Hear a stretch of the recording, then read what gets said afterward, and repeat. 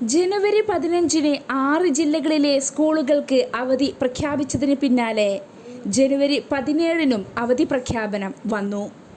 കൂടാതെ ജനുവരി 28, 29 തീയതികളിൽ സമസ്ത കേരള ഇസ്ലാം മത വിദ്യാഭ്യാസ ബോർഡിന് കീഴിലെ മദ്രസകൾക്കും അവധി പ്രഖ്യാപിച്ചു.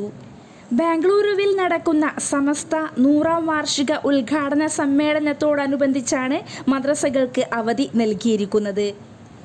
അതേസമയം ജനുവരി 17, 18 തീയതികളിൽ പത്തനംതിട്ട ജില്ലയിലെ കോട്ടാങ്ങലിൽ പടയണിയോടനുബന്ധിച്ച് സുരക്ഷാ ക്രമീകരണങ്ങളുടെ ഭാഗമായി മല്ലപ്പള്ളി താലൂക്കിലെ 12 സ്കൂളുകൾക്ക് അവധി പ്രഖ്യാപിച്ചു. ജനുവരി 17, 18 തീയതികളിൽ ഉച്ചയ്ക്ക് ശേഷമാണ് സ്കൂളുകൾക്ക് അവധി പ്രഖ്യാപിച്ചിരിക്കുന്നത്. അവധി നൽകിയിരിക്കുന്ന 12 സ്കൂളുകളുടെയും വിവരങ്ങളാണ് നിങ്ങൾ കാണുന്നത്.